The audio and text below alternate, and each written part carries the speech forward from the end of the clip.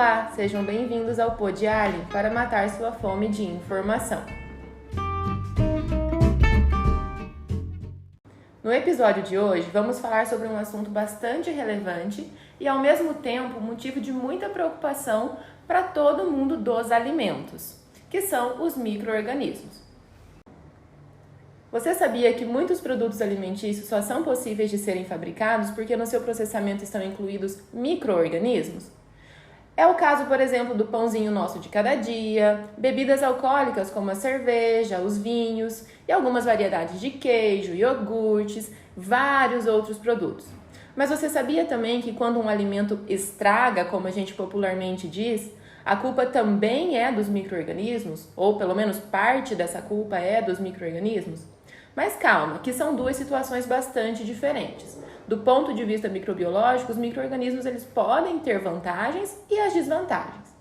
Então, para nos ajudar a esclarecer algumas coisas, para o nosso bate-papo de hoje, nós vamos receber aqui no Podiali a professora Cristina Zanetti, que é engenheira de alimentos e tem muita experiência com os micro-organismos. Professora Cristina, seja bem-vinda ao Podiali. Obrigada, Ariadne. Então, vamos começar a esclarecer aqui as dúvidas que rondam esse mundo dos micro-organismos.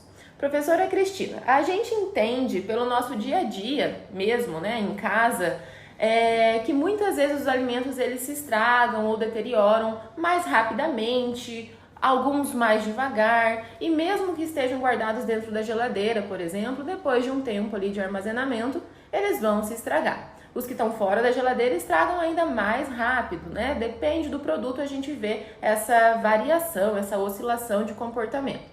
Mas explica pra gente, todo micro-organismo ele é o responsável pela deterioração desse alimento? Então, Ariadne, no mundo da microbiologia, né, a gente classifica os micro-organismos em 3 grupos distintos, né? A gente tem os micro-organismos que são classificados como micro-organismos benéficos, que, como você disse lá no começo, né, são os micro-organismos que a gente utiliza na produção de alimentos, né, como que é o caso da levedura, para a produção do pão, para a produção da cerveja, para a produção do vinho. E a gente tem micro-organismos que são deteriorantes, que são aqueles micro-organismos que vão estragar o alimento, né, diminuindo o tempo de vida desse produto.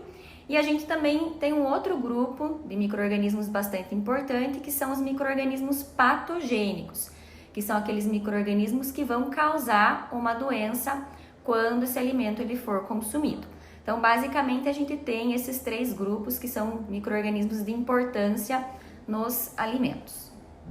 Então, aí a gente já começa a entender que essa questão de como o alimento vai se estragar, né, tá bem relacionada ao tipo de micro-organismo que vai estar em contato com ele, ou não, né? Em relação aos micro-organismos patogênicos, que a gente entende esse termo, né, patogenia, com mais preocupação em relação a fazer a ingestão desse grupo microbiano. Quando a gente diz os patogênicos, professora Cristina, a gente está relacionando, né, com aqueles sintomas que muitas vezes a gente, e todo mundo aí que está escutando já deve ter passado por isso. Algum dia comeu em algum lugar diferente ou numa situação diferente, enfim, e acabou tendo aqueles sintomas xaropes, né, dor de barriga, mal-estar, dor de cabeça, fraqueza, que acredito que estão, né, relacionados com uma contaminação por micro-organismos patogênicos. Mas explica pra gente, teria como a gente saber primeiramente se um alimento está ou não contaminado e se essa contaminação é ou não por um micro-organismo patogênico? Então, Ariadne, o que acontece, né? Os micro-organismos patogênicos, que são aqueles que causam doenças, eles não necessariamente vão causar uma alteração no sabor, na cor ou no aroma do alimento. Por isso que muitas vezes a gente fala assim, que comeu um determinado alimento, mas aquele alimento estava bom e mesmo assim, depois de algumas horas ou de alguns dias, a gente teve, né, sintomas como dor de barriga, febre, vômito ou náusea, né? Então, os micro-organismos patogênicos, né, que vão causar uma doença veiculada por alimento, muitas vezes a gente consome o alimento, né, e só depois de consumir o que a gente vai aparecer esses sintomas. Já os micro-organismos que são deteriorantes, aqueles que estragam os alimentos, estes sim vão nos dar alguns indícios, né, do aparecimento deles nos alimentos. Então, os micro-organismos deteriorantes, eles podem causar alteração da cor, né? Alguns micro-organismos deteriorantes a gente consegue observar visualmente o seu crescimento, que é o caso, por exemplo, muito comum de laranja, que a gente pode observar, né, o crescimento de mofos, de frutas, né, como o mamão, o morango, até o pão também a gente consegue observar visualmente o crescimento daquele bolor, né? Então, a gente tem essas situações que são muito comuns aí no nosso dia a dia. Então, os micro-organismos deteriorantes, nem todos eles vão causar uma doença. Mas também a gente não pode fazer o consumo daquele alimento que está estragado, né? Então, uma prática muito comum que a gente vê, né, em muitas casas, que o pessoal lá tem um pedaço de mamão, por exemplo, né? Uma parte, né, tá estragada, que a gente vê o aparecimento do bolor, corta aquela parte estragada, joga fora e consome o resto do alimento, né? Essa é uma prática não segura, então a gente não deve fazer isso, porque aquela parte que a gente viu que está o crescimento do bolor, né? A gente tem o crescimento visual do micro-organismo.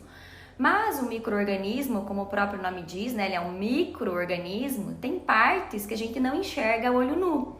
Então, mesmo aquela parte que a gente cortou, que achou que estava boa, a gente pode ter as hifas, né, dos bolores, e essas hifas aí podem, depois a gente pode ter no futuro algum problema relacionado à nossa saúde.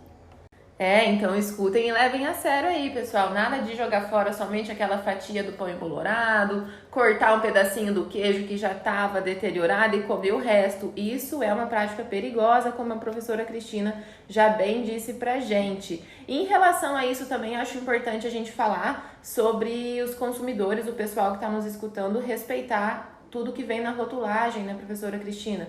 Em relação a prazo de validade, a respeitar o período de consumo daquele alimento que já foi aberto. Então, é bastante comum a gente ver essas informações no rótulo, né? Por exemplo, após aberto, não consumir ou consumir em até 5 dias, guardar sobre refrigeração, por exemplo.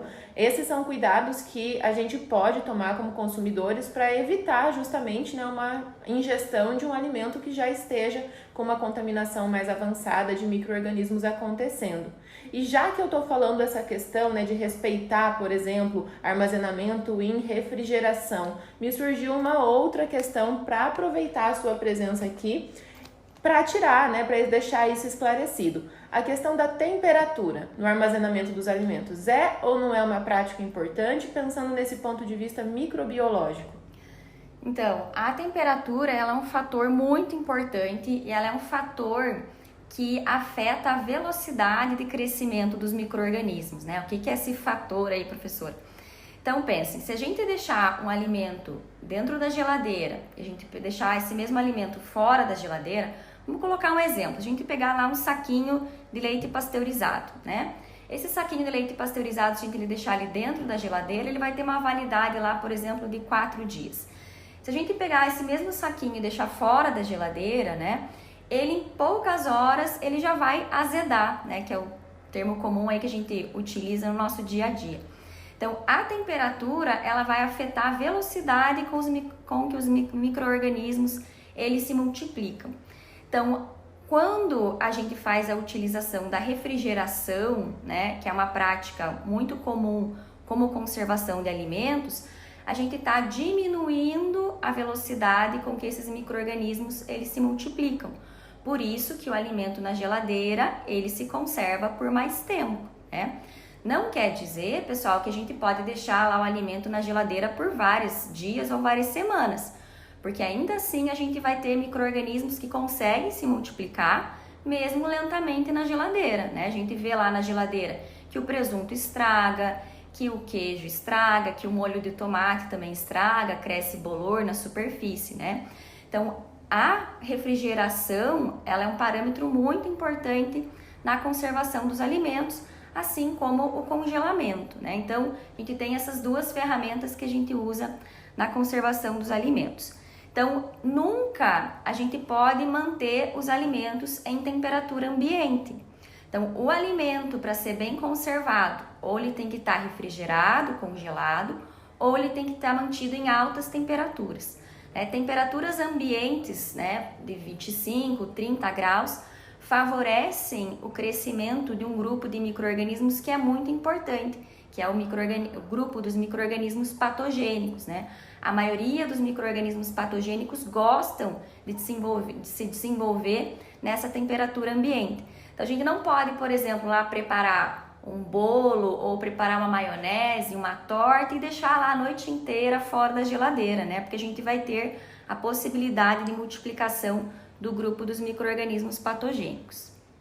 Cita pra gente então, professora Cristina, o nome que algumas pessoas com certeza já conhecem, já ouviram falar de micro-organismos patogênicos. Eu dei o exemplo da maionese, né? Então, muita gente já ouviu falar da bactéria chamada Salmonella, né? Que é uma bactéria aí bem comum, né? Que está envolvida em vários surtos de origem alimentar. Mas a gente tem outras bactérias, como por exemplo a Escherichia coli, o Staphylococcus aureus, o Clostridium botulinum, são as principais bactérias que a gente encontra aí em alimentos. Existe alguma regra, alguma norma que deva ser seguida em relação à presença de micro-organismos nos alimentos? Por exemplo, né, existe alguma divisão entre tipos de alimentos que aceitem mais, que aceitem menos? É uma regra geral para todos os micro-organismos ou existem subdivisões? Como que funciona, professora Cristina, essa regulamentação em relação à presença de micro-organismos em alimentos? Aqui no Brasil, a gente tem a Agência Nacional de Vigilância Sanitária, a Anvisa, que é o órgão regulamentador dos padrões microbiológicos de alimentos. Então, a gente tem essa instrução normativa, que ela está dividida em grupos de alimentos e também os micro-organismos que são necessários que a gente faça a análise desses alimentos. E nesse regulamento, então, a gente tem lá padrões máximos que são aceitáveis para cada categoria de alimentos.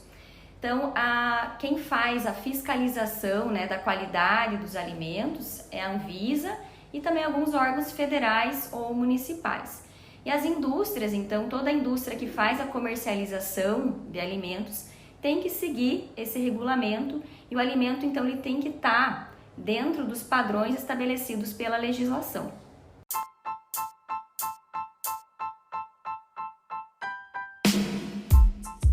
É mais um assunto aí cheio de informações pra gente e aqui, né, deixamos um pouquinho de conteúdo em relação à microbiologia dos alimentos, mas lembrando que esse é um mundo ainda muito maior do que a gente falou aqui. O importante é que saibamos respeitar a forma de consumo, a forma de conservação e até as evidências visuais, né, os aspectos que o alimento está apresentando ali para a gente ter uma segurança maior nesse momento de consumir e evitar aí as consequências indesejáveis de uma contaminação, da ingestão, né, de um alimento contaminado. Professora Cristina, muito obrigada pela sua participação aqui no Podiali. Eu que agradeço o convite, Ariadne, foi um prazer participar hoje com vocês.